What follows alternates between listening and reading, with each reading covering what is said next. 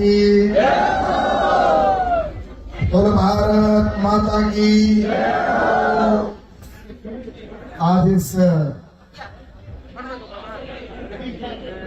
महत्वपूर्ण कार्यक्रम जो कि हम सबके वरिष्ठ नेता और मेरे चाचा जी आदरणीय बालाराम जी का जन्मदिन है, इस अवसर पर हमारे बीच में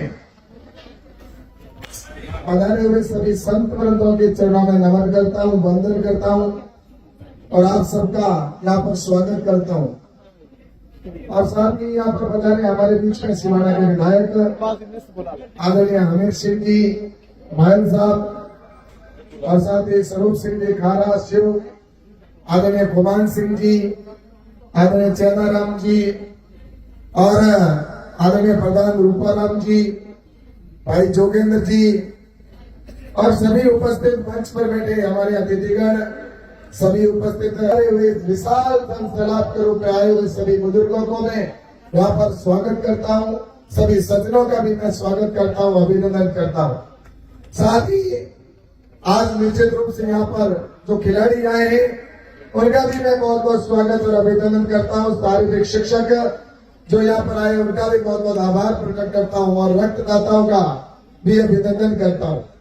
सभी उपस्थित मीडिया के बंधुओं, आज ये बहुत ही हर्ष और उत्साह का और उल्लास का दिन है कि आज से 67 साल पहले आदरणीय बालाराम जी का इस बाइटू की धरती पर जन्म हुआ और उस समय किसी ने ये नहीं सोचा था कि ये छोटा सा जो एक बच्चा है वो आने वाले कल के अंदर इस क्षेत्र का प्रतिनिधित्व करने के लिए और सेवा करने के लिए हमेशा आगे रहने वाला है।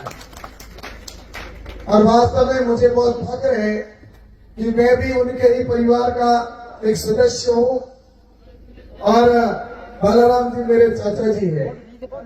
और निश्चित रूप से मैं ये कहना चाहता हूँ कि बालाराम जी की संघर्ष की कहानी और ये इतनी लंबी यात्रा जो आपने और इन्होंने जो देखी है, इन्होंने सहन की, वो कहीं हमारे को पता भी नहीं है।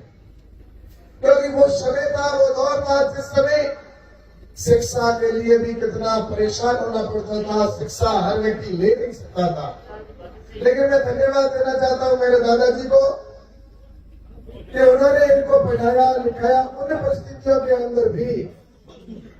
और जब यहाँ न विद्यालय हुआ करते थे, न यहाँ पर पढ़ने की पर्याप्त व्यवस्था होती थी और उसके बावजूद संघर्षों में पढ़ाई करके और उन्होंने अपने बिजनेस को अपनाया और दूसरे प्रांत में, दूसरी जगह पर जाकर, दूसरे प्रदेशों में जाकर बिजनेस करके और फिर कहा कि अब मैंने मेरे क्षेत्र का, अब मुझे मेरे क्षेत्र की भी मुझे सेवा करने की आवश्यकता है। तो आज पिछले लगभग 20-25 साल से 15 साल से मैं देख रहा हूँ कि यहाँ पर बाइटू के क्षेत्र की सेवा कर रहे हैं। मैं इनको बहुत बहुत धन्यवाद देना चाहता हूँ। और वास्तव में यहाँ पर अगर बात करें, आज यहाँ पर रक्तदान जो दे रहे मेरे युवा साथी, मैं उनको भी धन्यवाद देना चाहता हूँ। जो भी अपने रक्त का जो कण होता है, बहुत ही एक समय तो ऐसा था रक्त देने से हर व्यक्ति कतराता था, लेकिन आज बालाराम जी के जन्मदिन पर ये रक्तदान भी कर रहे हैं। हमारे युवा साथी जिस प्रकार से यहाँ पर खेल के माध्यम से यहाँ पर खेल रहे हैं, मैं आज यहाँ पर जरूर कहना चाहता हूँ कि बालाराम जी आज ये जो जनसैलाब के रूप में आप सभी को आपको जिस प्रकार से आशीर्वाद देने के लिए आए हैं। आज हर व्यक्ति का समय बहुत महत्वपूर्ण होता है, एक एक पल व्यक्ति का कीमती होता है और उस पल जो कीमती है, उस कीमती वक्त में से आप सभी यहाँ पर आपको आशीर्वाद देने के लिए आए हो। तो निश्चित रूप से मैं आज ये कह सकता हूँ कि ये आपकी परिश्रम, आपकी तपस्या है और उसी का परिणाम है कि आज इतना जनसैलाब आपको आशीर्वाद देने के लिए बनाना। और मैं आज एक बात जरूर कहना चाहता हूँ कि सेवा का रास्ता अपनाया और सेवा का रास्ता अपनाने के बाद में जिस प्रकार से चुनाव के अंदर लंबे समय से हम प्रयास कर रहे थे, बालाराम जी भी प्रयास यहाँ पर कर रहे थे और मैं भी बाइटू विधानसभा से प्रयास कर रहा था। हमारे दोनों भाइयों, मेरे चाचा जी और हमारे बीच में निश्चित रूप से जिस प्रकार से चुनाव राजनीति के अंदर होता है कि एक समय ऐसा आया कि जब हम दोनों टिकट मांग रहे थे, लेकिन टिकट मांगने के बाद एक अवसर ये आया कि मेरे प्रधानमंत्री आदरणीय नरेंद्र मोदी जी की वजह से, हमारे राष्ट्रीय नेतृत्व और प्रदेश नेतृत्व के आशीर्वाद से मुझे वो अवसर मिला कि जब टिकट देने की बात आई, उस टिकट देने वाली कमेटी के अंदर मैं भी उपस्थित था और मुझे भी उसके अंदर सहमति देने का जो सौभाग्य प्राप्त हुआ। और उसी का परिणाम है कि बालाराम जी यहाँ पर चुनाव लड़े। और आज ये जरूर है कि चुनाव लड़ने के बाद में हार जीत होती रहती है। एक सीटे के दो पहलू, हार जीत होती ही रहती है, कोई ऐसा बड़ा बात नहीं है। कभी राजनीति के अंदर जब करते हैं काम तो कई बार हार होती है तो कई बार जीत होती है। लेकिन हार जाने के बावजूद भी बालाराम जी ने एक दिन भी ये नहीं सोचा कि मैं आराम करूं, रेस्ट करूं, बैठ जाऊं। वो लगातार सेवा कर रहे हैं, वो लगातार लगे हुए हैं यहाँ पर। और मैं तो ये भी कहना चाहता हूं, मैं गांव में जाता हूं, मुझे कई बाईतू क्षेत्र के लोग आते हैं, मिलते हैं, बात करते हैं कि आज बाईतू के अंदर विधायक कौन है। तो बात आती है तो बालाराम जी की तरफ से बाईतू के अंदर विधायक बने कोई दूसरी पार्टी का जीत गया होगा, लेकिन बाईतू का जो बालाराम जी वही विधायक की तरह काम कर रहे हैं। आज कोई व्यक्ति उनके पास जाता है तो कोई खाली हाथ नहीं जाता कि उनको निश्चित रूप से उनको संतुष्ट करके भेजा जाता है।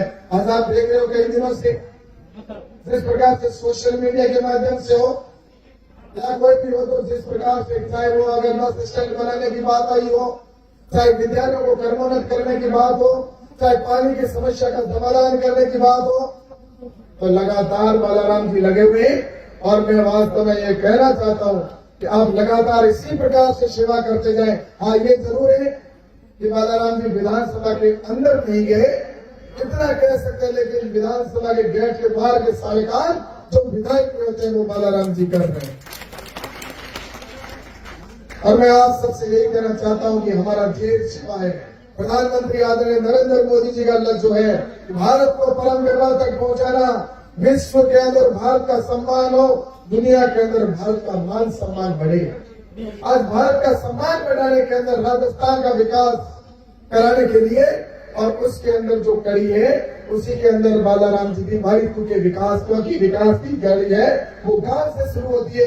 जब गांव का विकास होगा तभी हमारे विधानसभा का विकास होगा, और विधानसभा का विकास होगा तो प्रदेश का विकास होगा, और प्रदेश का विकास होगा तो देश का विकास होगा। और उसी कड़ी में हम सभी लगे हुए हैं। मंच पर बैठे सभी हमारे संतों के आशीर्वाद से इस परम परोपकार की और सेवा के काम में सभी मंच पर बैठे हमारे बैठे हुए कार्यकर्ता लगे हुए।